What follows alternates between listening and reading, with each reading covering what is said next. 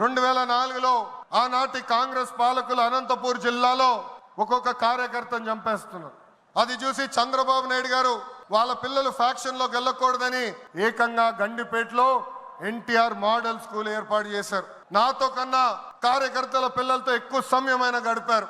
ఆనాడే ఆయన అడిగాను, ఇది న్యాయమా, నా సమయం గడపాలి కదా అని. ఆయన ఒకటే అన్నారు, ఆ పిల్లలకి తల్లిదండ్రులు లేరు, ఫ్యాక్షన్ దాడిలో చంపేశారు, వాళ్ళ కళ్ళల ముందర చంపేశారు, వాళ్ళకు ఒక తండ్రిగా నేను నిలబడాలి, అది నా బాధ్యత అని చెప్పిన వ్యక్తి చంద్రబాబు నాయుడు గారు. యువగలం పాదయాత్రలను కలిసా, వాళ్ళ కష్టాలు నేరుగా నేను చూసా. చంద్రబాబు నాయుడు గారు చేసిన సేవ ఆ పిల్లలు ఈ రోజు కూడా మర్చిపోవట్లేదు. కార్యకర్తలు కష్టం వస్తే మొదటిగా స్పందించిన పార్టీ తెలుగుదేశం పార్టీ. అలాంటి కార్యకర్తలకి అనేక సంక్షేమ కార్యక్రమాలు చేస్తున్నాం. 5 లక్షల రూపాయలు ప్రమాద బీమా, విద్య, వైద్యం, ఉపాధి కూడా కల్పిస్తున్నాం.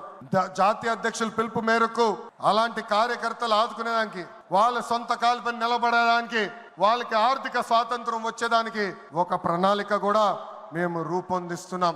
ఈ 6 శాసనాలు మనకు కీలకమైంది. వేదికమైన పెద్దల దగ్గర నుంచి నా ముందలున్న తెలుగుదేశం పార్టీ కుటుంబ సభ్యులందరినీ ఒక విషయం తెలపాలనుకుంటున్నా. కష్టకాలాలు వస్తాయి, మన రోజు కొన్ని నిర్ణయాలు తీసుకోవాల్సి వస్తుంది.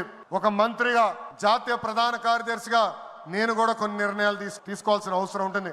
అప్పుడు ఈ 6 శాసనాలు మనందరం చదువుకుని ఆ 6 శాసనాలు చెప్పిన మార్గమే మనందరం ఎంచుకోవాలని ఈ సభాముఖంగా కార్యకర్తలకి, వేదికమైన నాయకులందరికీ నేను పిలిపిస్తూ, నా తెలుగు కుటుంబం ఈ 6 శాసనాలు నేను ప్రతిపాదిస్తున్నాను.